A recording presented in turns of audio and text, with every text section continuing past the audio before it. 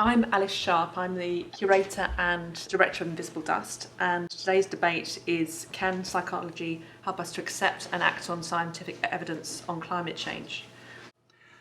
Now, some people feel threatened by climate change because it's a risk, it's a threat, it's a hazard.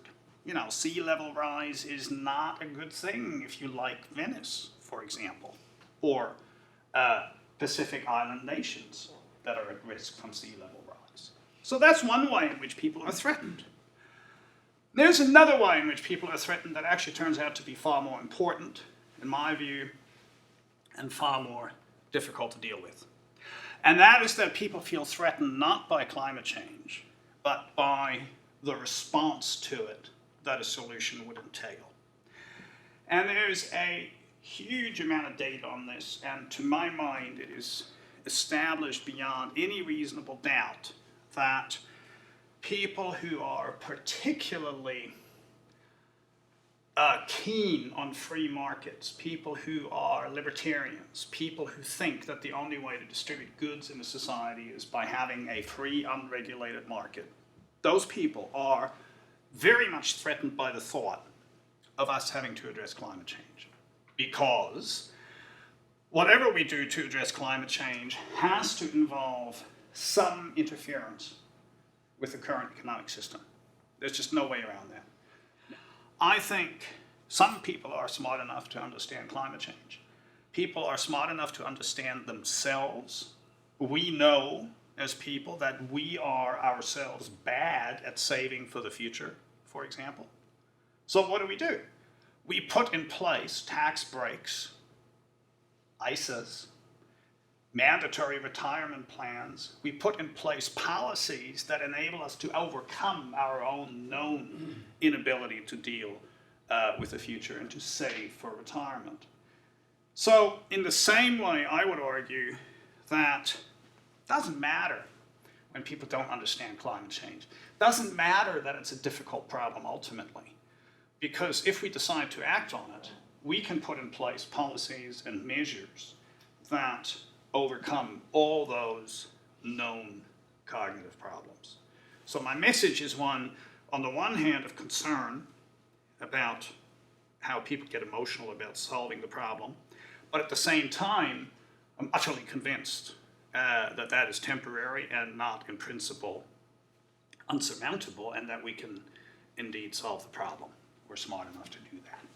So the thing we get all the time is climate change is too abstract for me to act.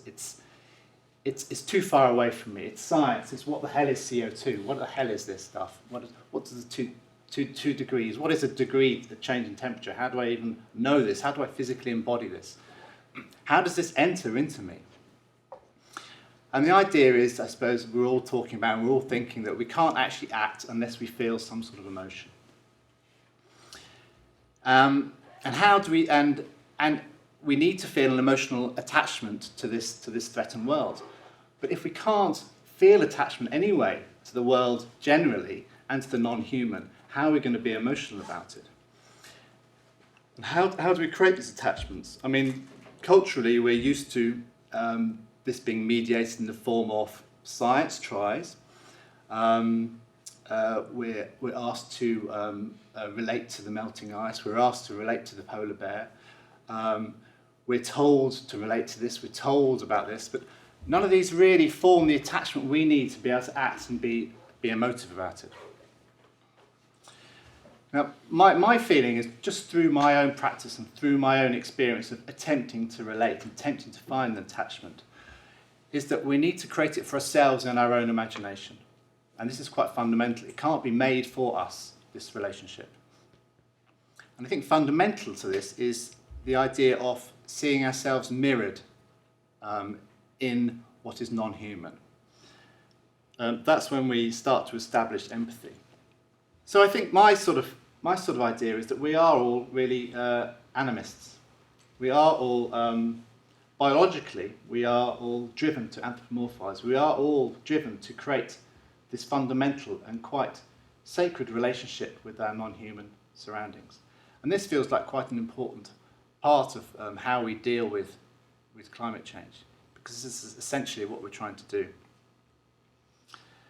But as I said before, Western culture doesn't really mediate this animistic relationship. It really denies it to us because it's perceived as backward-looking. It's perceived as using superstition, irrationality, all the things connected with the unconscious that we're all so scared of. Now, two ways I've just, I don't know much about consumerism and religion, but it seems to me there are so many modes of animistic thinking and animistic belief within these things. Consumerism, for example, is amazing at branding, it's amazing at advertising. Forming attachments by creating desire and identification with abstract concepts. Surely that's what we need to do with climate change. We need to create an identification with it. We need to create a relationship that is almost sacred. This is the relationship people have now with brands. This is the relationship people have now with money. And I find this area of socially constructed boundaries around what can and cannot be talked about or recognised extremely interesting. And one of the things which is interesting is there is a direct transference from the experience of societies undergoing human rights abuses, or especially after human rights abuses, where certain things become things which it's socially recognised cannot be talked about, and climate change. But there is a widespread socially constructed silence around climate change such that the majority of people hardly ever talk about climate change from one year to the next. And for many people, we know certainly from in opinion polls, certainly about a third of people can't recall ever having a conversation with anyone about climate change.